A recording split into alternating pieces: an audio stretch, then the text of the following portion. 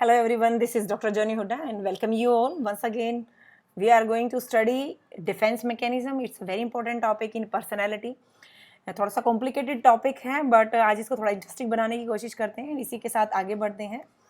First of all ये जानना ज़रूरी है कि डिफेंस मैकेनिज्म आया कैसे, और सबसे पहले इसकी चर्चा करने वाले थे सिगमंड फ्रायड अपनी साइको एनालिटिक थ्योरी, जो कि बहुत इंपॉर्टेंट थ्योरी मानी जाती है साइकोलॉजी के अंदर. उन्होंने इस थ्योरी के अंदर डिफेंस मैकेनिज्म का जिक्र किया और उनके बाद उनकी लड़की एना फ्रायड ने इसको और आगे बढ़ाया. अगर आज हम देखें इस पे रिसर्च होते होते 100 से भी 100 से भी ज़्यादा डिफेंस मैकेनिज्म सामने आ चुके हैं, लेकिन जो मेन है हम लोग उसको डिस्कस करेंगे. बेसिकली डिफेंस मैकेनिज्म है क्या?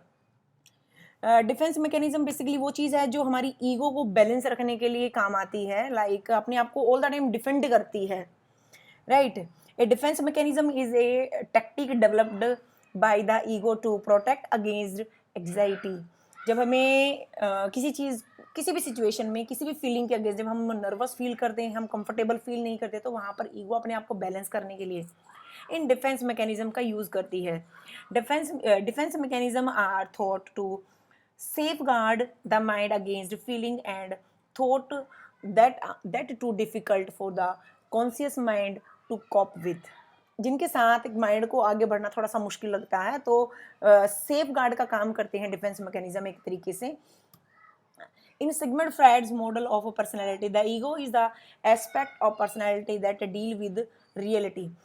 अगर आप मेरी लास्ट वीडियो में जाएंगे Eid ego and super ego वाली वीडियो, उसमें आप देखेंगे कि ईद क्या है, ईगो क्या है, सुपर ईगो क्या है. फिर भी मैं आपको एक बार थोड़ा सा ब्रीफ करना चाहूँगी. ईद क्या होता है, इसको इंस्टेंट कोई भी रिजल्ट चाहिए, कोई भी काम करना तो करना ही करना है, अभी के भी करना है, डजेंट मैटर दूसरों को या खुद के ऊपर उसका क्या प्रभाव पड़ने वाला है.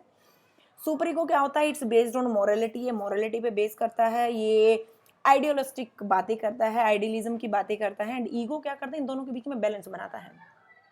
बेसिकली पर्सनैलिटी के अंदर जितने अच्छे से ईगो को मेंटेन किया गया है, जितने अच्छे से ईगो को बनाया गया है, वही पर्सनैलिटी बेस्ट कहलाती है. एंड हमारी लाइफ में बहुत सारे ऐसे इवेंट्स होते हैं जो कि हमें ईद या सुपर ईगो की तरफ धकेल देते हैं. अगर कोई भी इंसान ज़्यादा ईद में चला गया या ज़्यादा सुपर ईगो में चला गया, तो उसकी पर्सनैलिटी गड़बड़ में आ जाती है, वो बैलेंस नहीं हो पाती है. तो ईगो क्या करता है, इन्हें डिफेंस मैकेनिज्म का यूज़ करता है अपने आप को बैलेंस करने के लिए, कि वो आदमी बहुत ज़्यादा ईद में भी ना जाए, सुपर ईगो में भी ना जाए, वो रियलिटी में रहता है. जो मेन डिफेंस मैकेनिज्म है हम उनको ही डिस्कस करेंगे, हालांकि हैं बहुत सारे, लेकिन आप अपने एग्जाम में या किसी भी कंपटीशन टेस्ट में आप लोग लिखेंगे तो ये these are more than of enough. तो ये 12 डिफेंस मैकेनिज्म है. एक एक करके हम इनको डिस्कस करना स्टार्ट करते हैं. जो फर्स्ट है दैट इज डिनाइल. डिनाइल का मतलब क्या होता है कि आपने कोई गलती कर दी और उस गलती को एक्सेप्ट ना करना, राइट. उस गलती को मानना ही ना, नहीं ये तो हुआ ही नहीं है.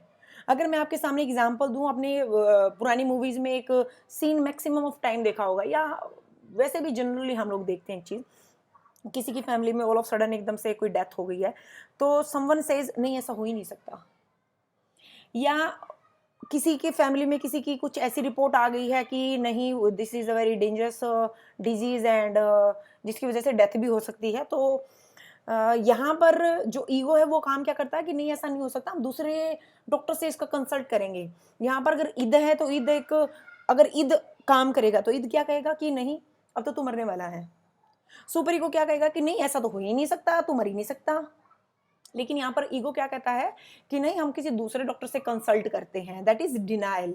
जो दूसरा डिफेंस मैकेनिज्म है दैट इज डिस्प्लेसमेंट. डिस्प्लेसमेंट आप हर जगह अपनी लाइफ में देखेंगे ही देखेंगे, और इसको अगर सॉल्व करने के लिए एक मैं स्टोरी बताऊं आप लोगों को, तो वो भी कुछ गलत नहीं होगी. एग्जाम्पल है बेसिकली, एक बार एक आदमी को अपने बॉस से डांट लगी, तो घर पे आने के बाद बीवी से साथ झगड़ा किया.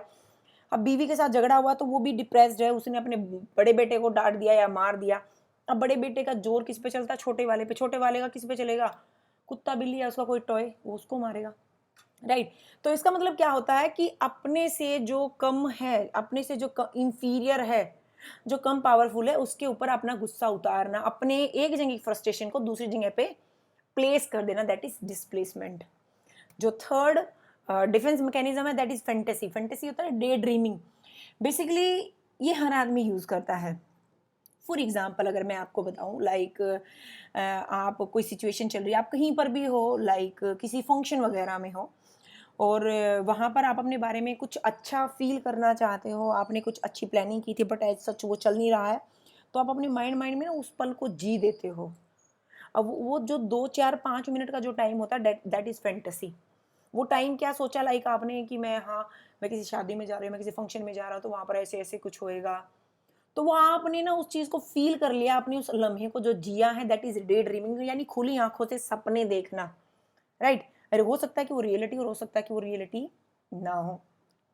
And the next one is identification. Identification का क्या मतलब होता है, किसी के साथ अपने आप को जोड़ते हुए देखना। लाइक फॉर एग्जाम्पल अगर मैं एक एग्जाम्पल दूं आपको तो वो गलत नहीं होगा। लाइक बच्चे होते हैं तो छोटा बच्चा अपने आप को किसी कार्टून जो कि वो डे बाय डे देखता है, अगर आप छोटे बच्चे से किसी से पूछोगे 5 10 साल के 5 7 साल के बच्चे से what do want to be, तो वो कहेगा मैं डोरेमोन बनना चाहता हूँ, या कोई भी एक ऐसा कार्टून सिंचैन बनना चाहता हूँ, कोई भी ऐसे कार्टून का नाम ले देगा जिसको वो मैक्सिमम टाइम ऑफ देखता है। थोड़े से और बड़े बच्चे को बोलोगे तो सुपर हीरो बनना चाहेगा, लेकिन थोड़ा सा और मेच्योर बच्चे को आप बोलोगे तो आप क्या बनना चाहते हो, मैं उसके जैसा बनना चाहता हूँ। तो उसके वर्ड्स, उसकी बॉडी लैंग्वेज, उसके डायलॉग्स को जब कॉपी करने लगते हैं, दैट इज आइडेंटिफिकेशन, राइट। इसके अलावा किसी ग्रेट पर्सनालिटी के साथ जब हम फोटो खींचते हैं तो उसको बहुत ज्यादा हम लोग एक्सपोज करते हैं सोशल मीडिया पे, basically this is also called identification. अब उनकी क्वालिटी, किसी आइडियल पर्सनैलिटी की क्वालिटी अपने अंदर डालना या सोचना, दैट इज आइडेंटिफिकेशन। इसके बिल्कुल अपोजिट होता है आइसोलेशन। आइसोलेशन का मतलब क्या होता है कि अपने आप को किसी सिचुएशन से कट कर देना। फॉर एग्जाम्पल आपको ऑल ऑफ सडन पता चला कि यू हैव सम फ्रेंड जो कि बैड हैबिट्स या कुछ गलत चीज़ों में या गलत काम में इनरोल्ड रहते हैं, तो आपने अपने आप को वहां से बिल्कुल कट कर दिया, दैट इज आइसोलेट करना। आइडेंटिफिकेशन में किसी के साथ जोड़ना, आइसोलेशन में किसी के साथ कट कर देना। एंड जो नेक्स्ट है वो है कंपनसेशन। कंपनसेशन का मतलब क्या होता है, लाइक एक बच्चा है जो कि पढ़ने में बहुत ज़्यादा इंटेलिजेंट नहीं है, तो वहाँ की वीकनेस को किसी दूसरी जगह अपनी स्ट्रेंथ पे डाल देना। बार बार टीचर्स बोलते रहते हैं कि आपकी स्ट्रेंथ क्या है, आपका बेस्ट क्या है, उसको पहचानो। दिस इज कंपनसेशन का मतलब क्या होता है, एक कमी को दूसरी क्वालिटी के साथ कंप्लीट कर देना, राइट। फॉर एग्जाम्पल कोई बच्चा कोई लड़की ही अगर सुंदर नहीं है दिखने में, तो वो उसने स्टडी किया एंड उसने अपने आप को एक बहुत ही सक्सेसफुल एक पर्सनैलिटी बना दिया, राइट। या कोई कोई और पर्सन है कि वो स्टडी में कमजोर है कोई बच्चा और वो स्पोर्ट्स में बहुत अच्छा है, तो उसने अपनी पूरी एनर्जी को स्पोर्ट्स में लगा दिया। यानी अपनी वीकनेस को वीकनेस ना बनने देना, अपनी स्ट्रेंथ को पहचाना और उस पर फुल एफर्ट्स लगा के अपने आप को सक्सेस कर देना।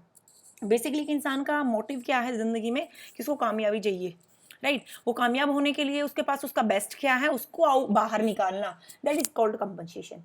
जो नेक्स्ट डिफेंस मैकेनिज्म है दैट इज प्रोजेक्शन। प्रोजेक्शन का मतलब क्या होता है, अपनी गलती को किसी दूसरे के ऊपर डाल देना, दैट इज प्रोजेक्शन। लाइक अगर कोई बच्चा है, फॉर एग्जाम्पल अगर मैं कहूँ कि वो फेल हो गया एग्जाम में, तो वो रीजन डालता है अपने आप की गलती ना बता के किसी और की गलती बताना। मैं I am fail because my teacher hate me, मेरी टीचर मुझसे नफरत करती, इसलिए मुझे उन्होंने जानबूझ के फेल कर दिया, राइट। इस तरीके से अपनी गलती ना मान के अपनी गलती को किसी दूसरे के ऊपर डाल देना, दैट इज प्रोजेक्शन। प्रोजेक्शन की दूसरी तरफ अपोजिट में अगर हम देखें, दैट इज रैशनलाइजेशन। कई बार ये कॉम्प्लिकेटेड हो जाता है, समझ में नहीं आता है, तो एग्जाम्पल के थ्रू मैं आपको एक तरीके से समझा देती हूँ। रैशनलाइजेशन को आप अटैच कर दीजिए, दैट इज रीजन। उसमें प्रोजेक्शन में आप अपनी गलती किसी दूसरे पे थोप रहे थे, लेकिन रैशनलाइजेशन में अपनी गलती या अपनी कमी को छुपाने के लिए आप लॉजिक दे रहे हो। इसके लिए आप याद रखें लोमड़ी और अंगूरों वाली कहानी, ग्रेप्स वाली स्टोरी, जो कि जब लोमड़ी को अंगूर पकड़े नहीं जाते हैं या पानी लेती है तो कहती है अंगूर खट्टे हैं, राइट। This is rationalisation. मैं किसी भी काम को लाइक नहीं कर पाया जस्ट बिकॉज ऑफ उसके पीछे वही रीजन था, मैं उसका कारण नहीं हूँ या कोई उसका कारण नहीं है, राइट। तो नेक्स्ट है दैट इज सब्लिमेशन। सब्लिमेशन का मतलब क्या होता है कि आप हो कुछ और आप दिखा कुछ और रहे हो, राइट। आप पीछे से ईद वाले काम कर रहे हो, लेकिन आप सोसाइटी में आप प्रेजेंट कर रहे हो अपने आप को ईगो पर्सनैलिटी वाले, लाइक एक सही बैलेंस्ड पर्सनैलिटी वाले, सुपर ईगो पर्सनैलिटी वाले, लेकिन आप एक्चुअल में पीछे से क्या हो, आप अगर यहाँ पर मैं एग्जांपल दूँ, लाइक सॉरी टू से बट इट्स वेरी कॉमन, आपने बहुत सारे ऐसे पॉलिटिशियन या बहुत सारे ऐसे धर्मगुरु देखे होंगे जो कि पीछे से कुछ होते हैं, लेकिन जब उन पे रिसर्च होती है, जब उनकी कोई भी इंक्वायरी होती है, तो पता चलता है कि what they are, how much they are real, right. तो this is sublimation. And reaction formation का क्या होता है आपका कि वो बिहेवियर जो आप चाहते कुछ और हो करना लेकिन वो नहीं कर पाते बिकॉज ऑफ सोशल नॉर्म्स, आपको दूसरा रिएक्ट करना पड़ता है। यहाँ पर अगर मैं एग्जांपल दूँ, लाइक दो बहनें हैं, उनके आपस में अच्छे से नहीं बनती हैं, बट वो बाहर ये प्रेजेंट करती हैं कि हम लोग बहुत अच्छे फ्रेंड हैं। अगर यहाँ पर मैं एक और एग्जांपल दूँ कि एक सास बहू हैं, उनकी आपस में अच्छी से बनती नहीं है, लेकिन सोसाइटी में ड्यू टू सोसाइटी नॉर्म्स कि सोसाइटी में वो चीज़ें सुननी अच्छी नहीं लगती, तो क्या कहेंगी, हाँ मुझे बहुत प्यार करती है, मुझे मेरे साथ बहुत अच्छे से रहती है। वो एग्जाम्पल यहाँ पर बिल्कुल सही बैठता है रिएक्शन फॉर्मेशन पे। And the next one is regression. Regression का मतलब क्या होता है कि आप अपनी लाइफ के किसी टॉपिक से, किसी चीज़ से, किसी इवेंट से बड़े ही लाइक डिप्रेस्ड हो, बट उसको फेस करने के लिए आप एक बच्चे जैसा बिहेव करने लगते हो, चाहे आपकी एज जो भी हो, right. And the last one is repression. Repression का मतलब क्या होता है कि आप विलिंगली चाहते हो कुछ और करना, बट आपकी ईगो आपको बुरी तरह से आपकी ईगो को दबा देती है कि नहीं, you can't do this and you have to shut down your mouth and shut down your activities. Like दो दोस्तों में झगड़ा हो गया, लड़ाई होगी बहुत बुरे वाली, due to any reason, and अब एक दूसरे का बस खून करने के लिए रेडी है, तो वहां पर एक आदमी जो थोड़ा हल्का पड़ जाता है, दैट मीन उसकी ईगो बहुत अच्छे से उसमें वर्क कर रही है। यहाँ पर ईगो एक स्ट्रिक्ट पेरेंट का वर्क करती है, वो ईगो को डांट के बिल्कुल शांत कर देती है। You have to shut down. जब वो अपनी रिएक्शन को वहां पर स्टॉप कर देता है, दैट इज रिप्रेशन। अपनी गलत एक्टिविटी जो कि होने वाली थी, अगर यहाँ पर मैं एक एग्जांपल और लूँ, लाइक कई बार फैमिली में या बेसिकली फैमिली में ही, बिकॉज बाहर वाले लोगों से हम बहुत ज़्यादा हर्ट नहीं होते, फैमिली वाले लोगों से हम ज़्यादा हर्ट होते हैं। तो फैमिली में कोई ऐसी बात होगी, ऐसा झगड़ा हो गया कि आप उसके बारे में कभी सोचा नहीं था, तो वहाँ पर बिल्कुल मन करता है बस इसका ना मर्डर कर दूँ। लेकिन वहां पर जो एक चीज आपको रोक देती है, that is your ego. Ego is doing defence mechanism, that name is repression, right. And इसी के साथ मेरे ख्याल से मैंने सारी डिफेंस मैकेनिज्म आपको क्लियर किए होंगे। एंड इसी के साथ this is Joni Hooda signing off. Thank you.